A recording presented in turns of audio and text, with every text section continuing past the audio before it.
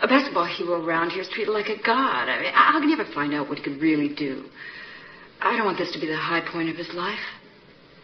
I've seen them, the real sad ones. They sit around the rest of their lives talking about the glory days when they were 17 years old. You know, most people would kill to be treated like a god just for a few moments.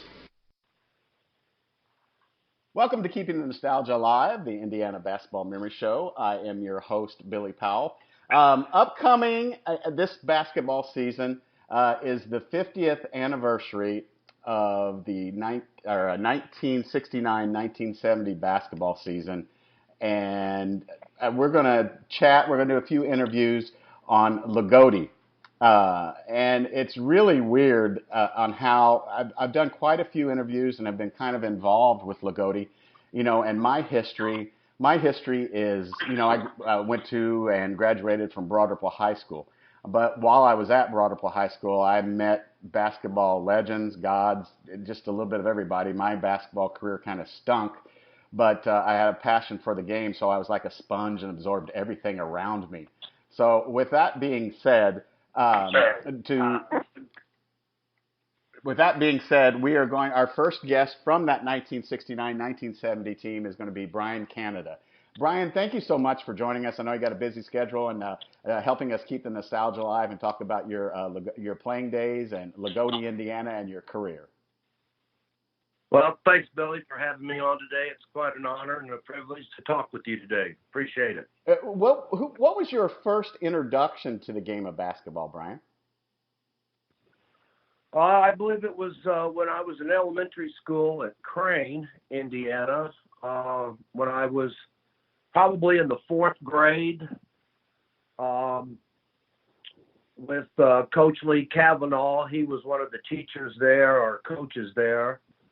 And, of course, Jim Trout, he was 2 years ahead of me, and Jack Trout, 3 years ahead of me. And I was able to play a lot of elementary ball in the fourth and fifth grade with those fellas.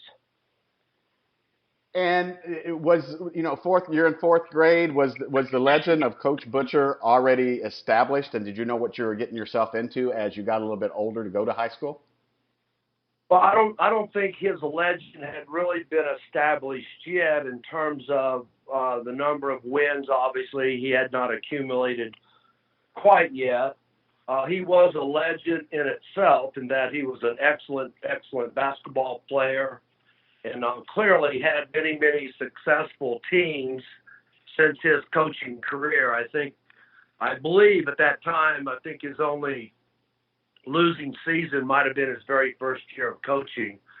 But yeah, I mean, Loogootee, even when I was in elementary school, two of my sisters at different times that were older than I, they were cheerleaders. So when I was in the fourth and fifth grade, I followed Loogootee basketball because Junior G was playing at that time, and many other Loogootee, very good Loogootee basketball players were playing also at that time.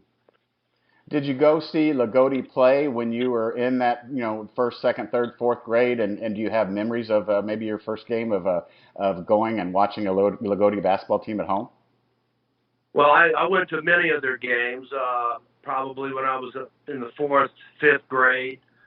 They had Junior G, Bill Drake. I remember Mike Bollinger playing a lot. So, yeah, we went to many games. My sister Kathy was a cheerleader around that time. This is probably 64, 65, maybe 63. Of course, you know, my memory of I was 8 or 9 years old when I started going, yes. And you know, as a 8 or 9 year old, you know, I remember what I was doing when I was looking in the mirror and using my comb as a microphone or whatever, or fantasizing what was going to happen to me in my life. Did you foresee playing basketball at Loogootee and being as successful as you were, or was it did you have other things on your mind? Oh, I definitely had aspirations of being a Loogootee Lion and playing basketball. When I was growing up in elementary school and even prior to elementary school primarily, Junior G was really my idol, and followed them through, his high school career, actually. So absolutely had aspirations of playing, did not anticipate or expect any level of success necessarily, but definitely wanted to be a Loogootee Lion. Absolutely. Was basketball your first love? Because in doing a little bit of research on you, you were a pretty outstanding baseball player also. Well, I guess I kind of, thank you. I guess I kind of decided to try to do both sports, and it all depended upon what season of the year that it was. So, yeah, I definitely loved baseball, and probably when it was all said and done, I probably preferred to play the basketball game a lot more, but I did play both sports. Now, normally when I do interviews with basketball players, coaches, officials, and all that from Southern Indiana, you're probably going to disappoint me and tell me that you're a St. Louis Cardinals fan. Actually, I'm an Atlanta Braves fan, and of course, last night they got put out in the Game 5, basically in the first inning. Cardinals scored 10 runs. I've followed the Cardinals years ago, but here of late, here in the last 30 years, I've been an Atlanta Braves baseball fan. It's always interesting. I was born and raised in Indianapolis, and of course in Indianapolis, they had the Indianapolis Indians, who was a AAA affiliate for the Reds. So of course I grew up a Reds fan. I guess it's all regionally at times when you're a little kid. You would expect, being from Southern Indiana, then either Chicago, in which a lot of the Chicago Cubs fan, or Cincinnati Reds, or St. Louis Reds baseball fan, based on the geographical location where we were at. So even when I was younger, I was probably more of a Cincinnati fan at that time, back in the late 60s and early 70s. Became an Atlanta fan probably in the 80s when we moved to Augusta, Georgia. And in the early 80s, you probably had a little bit of, not a lot of success with the Braves, but of course then they reeled off a great run there in their division for several years in a row. In the 90s, for about 10 years or so, they were always winning the National League pennant, but only was able to squeeze out one World Series during that time. But yeah, they had a strong team. When did you grow the most, and when did you kind of start to understand that you had skill as a basketball player before hitting high school? Well, I hope to think I had some level of skill when I was in the 5th grade, because I was playing on the 7th and 8th grade basketball team for Crane Elementary. Now, mind you, probably only had 12 players total, so it was relatively easy to make that team with very few students. But I grew the most when I was in the 7th grade, and I actually came down with what's called Osgood Slaughters. It's where you grow too fast, your calcium in your bones at your knees don't solidify or heal or grow properly, and you have a real soft tissue in that area. So when I was in the 7th grade, for the whole year, I couldn't play basketball or baseball. So I was probably almost 6 foot tall when I was in the 7th and 8th grade. Brian, tell us a little bit about your last name, and also a little bit about where you were born and raised, because I want to start singing the national anthem for Canada every time I see your name, since I've been doing research. Yeah, a lot of people want to do that, sing the whole Canada. But I was actually born in '54 in Washington, Indiana, Davis County, and we grew up, me and my family and siblings all grew up in Crane, Indiana, which is, about 15 miles north of Loogootee. The Canada family actually were from the Kentucky area, and there's a little bit of Irish in the family, but one of the jokes, I'm sure it is a joke, is that when the Canada family were traveling across the Appalachian Mountains, the joke is that at that time they kind of pronounced it Kennedy, and it looks like the smart ones may have went to Massachusetts, and the ones that didn't have a high level of intelligence ended up in Kentucky. That's kind of one of the stories that people tell, but I don't believe there's any truth to that. But the family originated out of south of Lexington, Kentucky area, is where my grandparents were from. You know, it's interesting you say that. My family originated in Brea. I don't know. There's several different ways. Brea, however you say it. So, but my family evidently got out of Kentucky as fast as they could, and I was born in Indianapolis.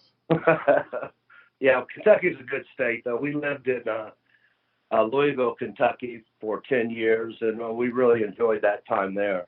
You know, I ask this of a lot of people that come from a small town, you know, Crane and Loogootee. Is there any comparison, or would you have kind of a view when people hear the name Crane or Loogootee of some of the towns that were in the movie Hoosiers? Well, I mean, of course, I've watched that movie probably, I don't know, 5 or 6 times over the course of time. And I forget which gymnasiums, but to me it looked like the Jasper gym may have been in that movie. It somewhat looked like the Olytic gym could very well have possibly been in that show as well. And that's where my dad played high school basketball. But yeah, it was really a neat movie, obviously, and the gymnasiums there were truly, obviously back in the 50s and 60s time frame, small gymnasiums, large crowds, pretty unique environment. But what a fantastic movie, and they obviously produced a show from a real event, so it was pretty awesome. You're back then with no AAU.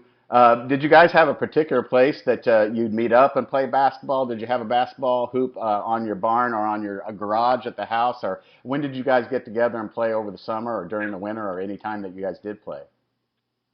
Yeah, well, when I was younger, actually, being in Crane, we had the Crane Elementary School that was, I don't know, maybe a half mile from the house. It was a half mile from everybody's house.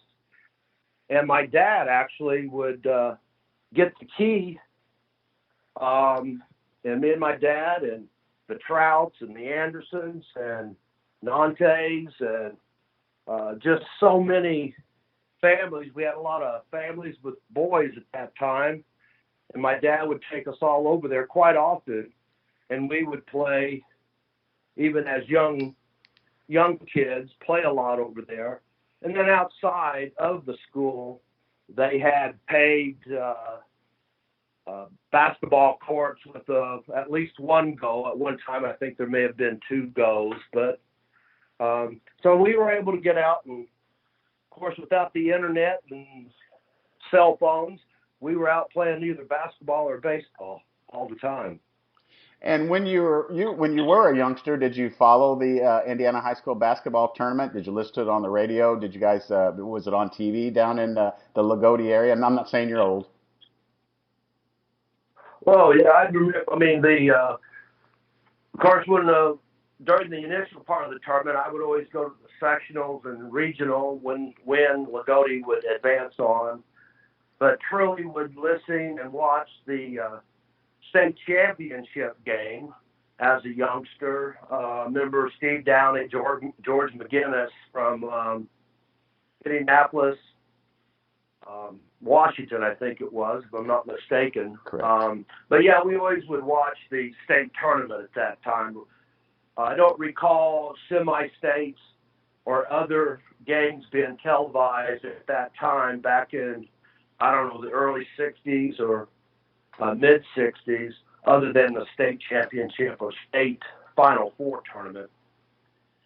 In your before you got to high school and you guys got together and played ball, did you read enough in the paper or listen enough on the radio? Did you emulate any particular player or have a favorite player that you followed before getting to high school and you thought, so and so with the jump shot or things like that?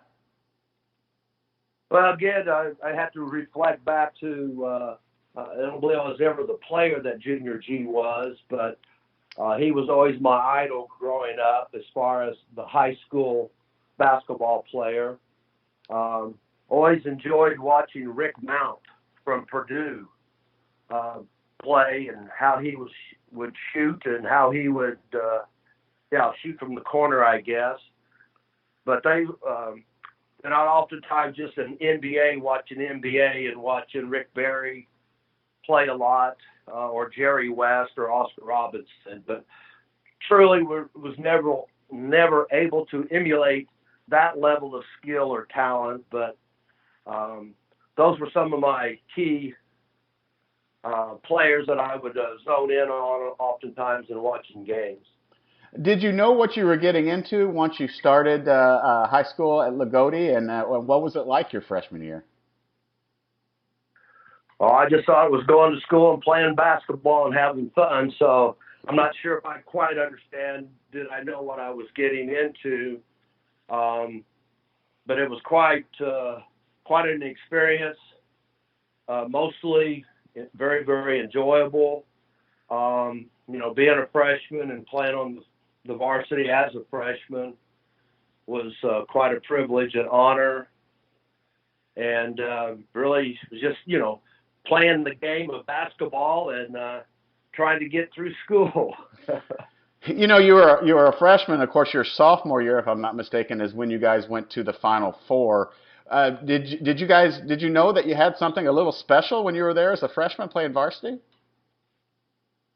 As a freshman? Yeah. Well, I thought even as a freshman that we had a real solid team.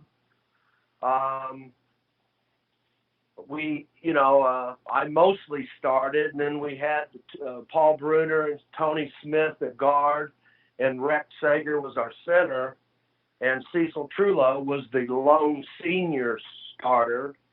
And then we had a really good record. We played St. John's that year in the sectional. They were undefeated, and I think they beat us by 6 points. And they had a really good team with primarily upperclassmen.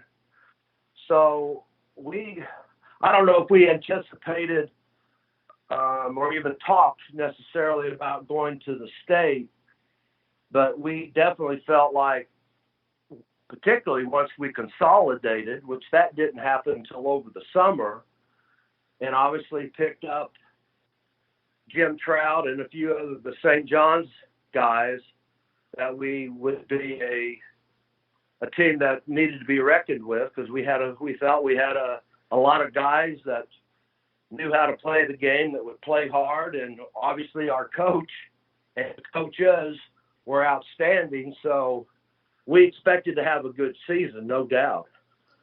And you guys did. Can you tell us a little bit, what's it like to be in a Coach Butcher practice? Oh, it was very very challenging. I mean, he would work you very hard. You had to be very attentive. There was no time to slack off necessarily. He was very fair. Truly knew how to get the most out of his players. But it was a no nonsense environment at the time for the most part, to where I think usually practice started at 3:00 and usually ran to almost 6, maybe 5:30. But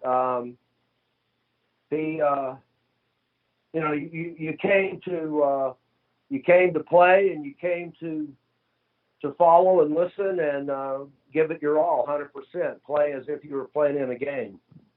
Was Coach Butcher more than a coach? Could you go to him and talk to him about anything? Yeah, I mean, I probably did not do that as much as I should have or could have, and maybe the right word is should have.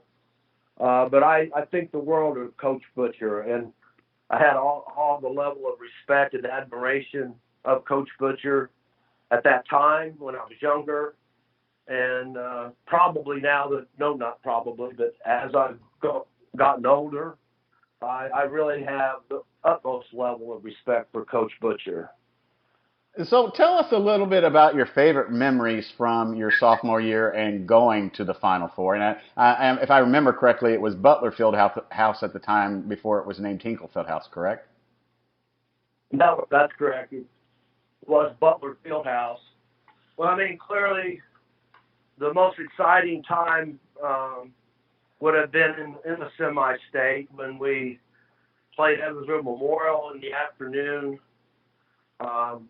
Beat them, I forget, maybe by 8 points, and I didn't do any homework to prep for this interview, but we got by them, and I think Evansville Memorial might have been ranked number 4 or 5, maybe 6th in the state.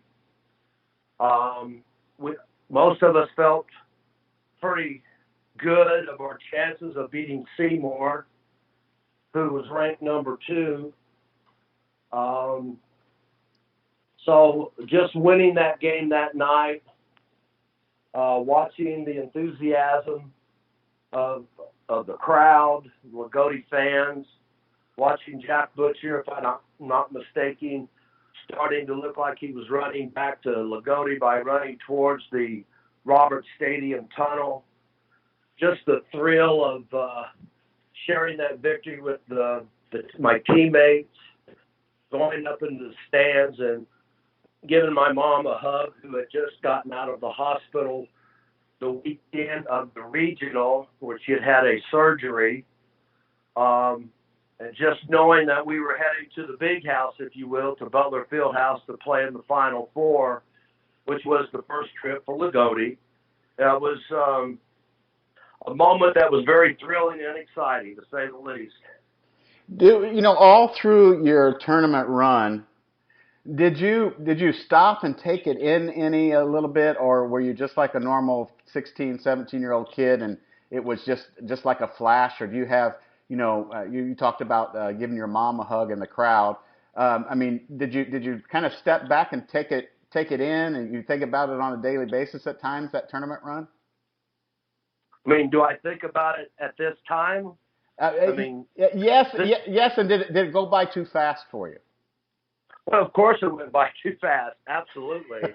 I still occasionally reflect on the good opportunities or the good moments, the special games, the special victories. And I also reflect occasionally on what could have been or might have been in some of those games that throughout my high school basketball time, that was quite disappointing and could have done more, should have done more, should have been more successful, and the things that I could have done or should have done to have enabled that to make it happen. So I try not to go back and live in the past too much. Got grandkids now, but it was a very, very special time, and I think probably all of us reflect back from time to time on how glorious and eventful those seasons of just playing in Loogootee and playing for Loogootee High School and for Coach Jack Butcher and Tim Nante. And the teammates that I had were just fantastic. We all had different levels of skills and talents, I think, that we brought to the team. And it was just a lot of fun, and we were very fortunate to have the level of success that we did achieve. So it was a glorious time, a moment in time. Was a tournament practice different than a regular season practice with Coach Butcher? I don't recall that it being such. In terms of the various fundamentals that we may have worked on, or the various drills that we did, or the shooting, the shoot-arounds and the defensive drills that we've done, I personally don't recall during tournament time being much different or even any different than a regular game. There may have been some other preparations for the opponent in terms of some of their strengths and or weaknesses, and trying to prepare us better and anticipating of that. I know a lot of times in the tournament games, different times, Coach Butcher and maybe it was the alumni, the night before a game, they would provide us a good old steak to take home to eat, which was pretty special. As what was the send off to the Final Four like, and what was the reception when you guys came back? Yeah, we had a big caravan from Loogootee going to Indianapolis. The alumni boosters club and fans and families put together wooden carved lions with the players' names on it. And caravan, there's probably, I'm just guessing, maybe 3,000 people from that area, from Southern Indiana, from Loogootee, probably went up there with all their family and relatives and so forth. It was great. And even when we returned after the defeat from Carmel, I do believe we had a kind of a rally meeting at some point back in the gym to kind of celebrate the success of the season. So it was very, very special. Besides playing at Loogootee, did you have a favorite place that you would like to travel to and play against another high school? Was there another gym that you just felt more comfortable playing with, or maybe possibly you wanted to go to beat them and put it to them? Was there a favorite place that you had to play besides your home gym? Well, I guess one of the things in that my senior year, we lost several games to several teams that we probably should not have, maybe by 1 point. And one of the things that I think about even today and definitely focused in on then back in '72 was having the opportunity to avenge those losses against Bedford, against Bar Eve, against Washington. So that was one of the things that felt good about in '72. Our record was not strong, was not very good. I think we came up short from the expectations of what we could have had or should have had or how well we should have done. But we were able to win the sectional and make it to the final game of the regional, and at which time then Jasper avenged a 1 point win that we had put against them earlier in the year and beat us by 1 point at the Washington gym. But I guess I always did like playing in the Washington gym, the Hatchet House as they call it. Always did enjoy playing on that bigger floor with the bigger crowd. That was always a lot of fun. The environment was just awesome. The crowds were always huge, so that was always enjoyable. Did you ever get a chance to play against Larry Bird? Actually, I did not. When I was a senior, Larry was a sophomore, and I think he was not playing that year. He had a broken leg. I was able to shoot around with him a lot once we recruited him out to Indiana State after he had gone to IU and then set out a year. But I never did able to play against him or even play with him. As high school progressed, did you want to go basketball? Did you want to go baseball? What other schools could you have gone to besides signing with Indiana State? And tell us about that process compared to the what happens with it today. Well, I think it was always once Indiana State literally offered me an opportunity to continue to play basketball and then obviously to get a college degree or education. Obviously that's where I did go. Now, probably back then when you talk about, student athletes or high school basketball players in particular getting notifications from universities, I had received phone calls and letters from many universities, Tennessee, Florida. Was going to be making a trip down to Memphis State where Coach Butcher, and actually Bill Butcher went there for a while. Coach Butcher went there and graduated. Was going to make a trip down there one time, and I guess inclement weather prevented that from happening. So I guess just staying close to home, and then the idea of Indiana State actually putting the paper down quickly, I was pretty excited and honored to be able to just sign with Indiana State and get my degree there at Indiana State. Were you nervous about leaving that area, your home, and going to Terre Haute to Indiana State, or did you have did you have research on what it was going to be like in Terre Haute? I graduated from Indiana State in 1990, so I kind of have a little bit of an idea of once you start talking about Indiana State. But were you nervous about it? Was it getting there as your freshman year? Oh, I don't know if I was nervous. I know not so much leaving home or leaving Crane, just the idea of leaving high school in general. Indiana State, Terre Haute is only about 2 hours from Crane.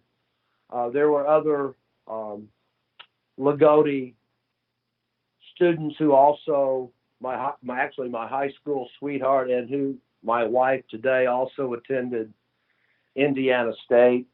So I really wasn't, I don't recall being real nervous, some apprehension of just going off and trying to do the things you have to do to play college athlete or college athletics and going to school and making the grade and doing that.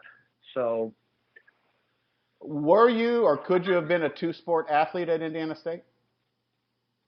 I'm not sure. I'm not sure. I had given it some thought. I was thinking about it, but then I decided not to even try that. Was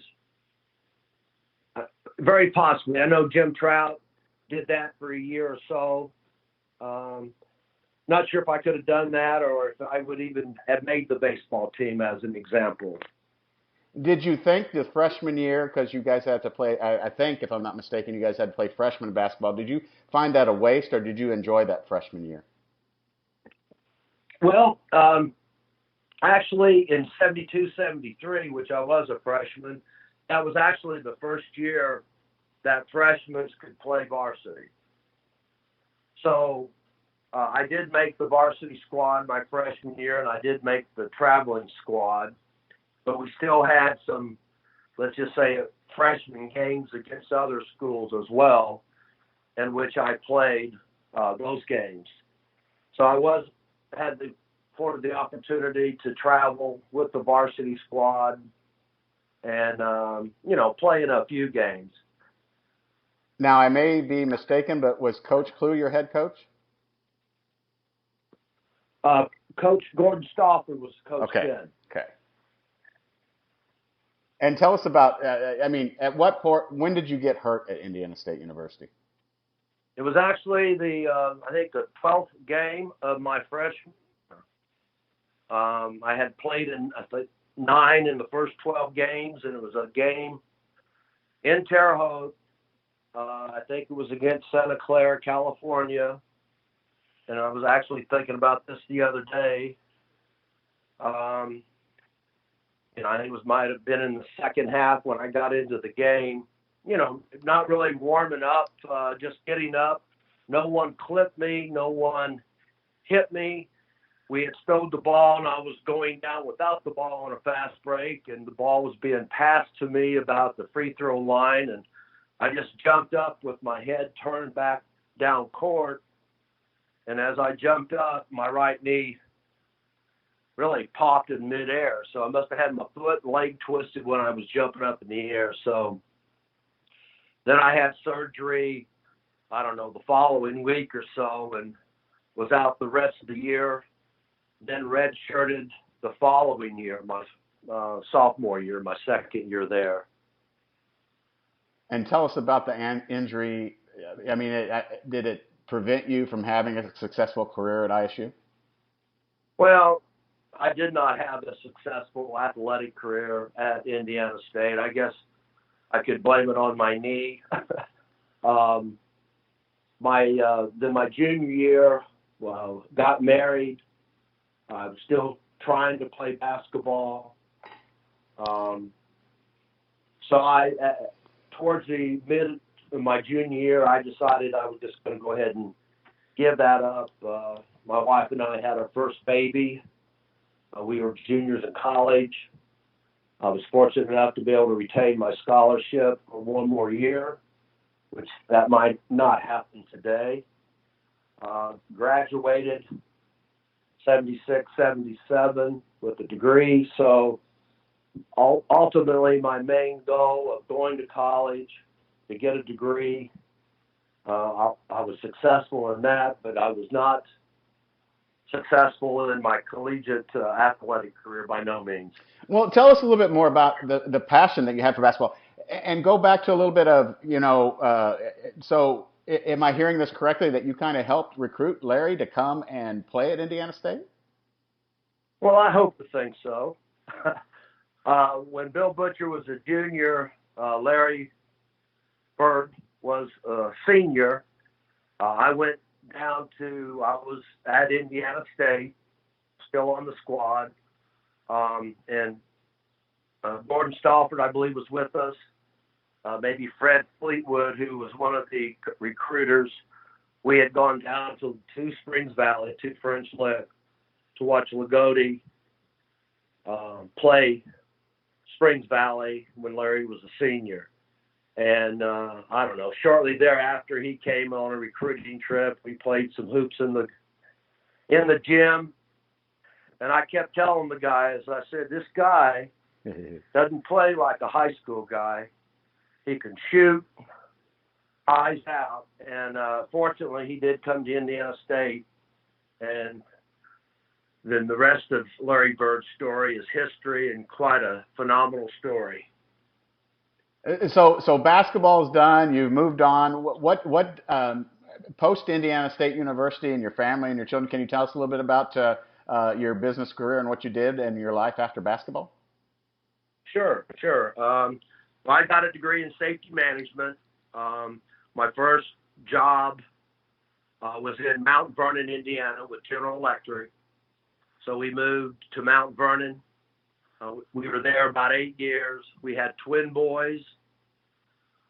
3 months after that, we lost one of the twin boys of crib death / viral pneumonia. Stayed in Southern Indiana for 8 years with GE. Then some of the GE management personnel left and went to Augusta, Georgia, to the GD Searle Pharmaceutical Company, which is the NutraSweet company at that time that researched and invented, if you will, the aspartame or the NutraSweet artificial sweetener. So we moved to Augusta, Georgia. This was in '84. And let me back up for a second. I did referee basketball for about 8 years in Southern Indiana, junior high, girls varsity, boys varsity. Don't believe I ever did any tournament varsity boys games. Don't recall doing that. But for about 8 years, I did referee a lot of basketball. So anyway, then we moved to Augusta, Georgia, stayed in Augusta, Georgia for 10 years in the field of safety and health. Then I went back with General Electric in Illinois, Ottawa, Illinois for 4 years. And then to Louisville, Kentucky for 10 years. At that time, we really got laid off with GE after 24 years of service and ended up in Monroe, Louisiana with Graphic Packaging International. It's a paper manufacturing business. So we stayed in Monroe, Louisiana for 4 years, and then fortunately got promoted to a corporate office in Atlanta from 2013 till I retired this past January as the corporate safety director for the Mill Division. So I did a lot of traveling to 7 or 8 locations. As I had mentioned earlier, I think before we were online, retired February 1st, and my son, and at that time, prior to yesterday, had 2 granddaughters and a grandson, and actually I have a new granddaughter that was born yesterday. Awesome. In Jacksonville, Florida, and we have the oldest granddaughter with us right now, doing homeschooling. But so yeah, we've been here just since February in St. Augustine, Florida. So that's kind of a quick snapshot of about 42 years of all spent in the safety and health arena. Did you ever get to officiate a game with Coach Butcher as a coach? No, I did not. No, that would have been interesting, wouldn't it? Yeah, I don't know if I would have accepted that, or he probably would have scratched my name from the list anyway. I don't know, but I did get a coach, I did get a referee in Roberts Stadium when Evansville Memorial was playing Terre Haute North, and I think it was actually I forget the coach's name for Memorial at that time, but he was coaching Memorial in '70. And I believe Howard Sharp from Terre Haute North was still the coach there at that time. But I was able to had the opportunity to referee in that game in Roberts Stadium against Terre Haute North and Evansville Memorial. That was interesting. Do you get back home to Indiana much? We don't now. Now, when we lived in Cumming, Georgia, right outside of Atlanta for the last 5 years, generally maybe once a year. We are going back, probably, as you know, the December 6th, I think, the home game there to honor and recognize the 70 team. We are flying home for that. And then every 2 years, I typically commit to going back to the alumni golf outing, which this coming July we'll be heading back up there. So usually maybe once or twice a year. Generally about once a year. Brian, I know we're getting ready to run just a little bit long, but one last question. Has the game of basketball in Indiana, because of class basketball, changed, or do you feel like it's the same?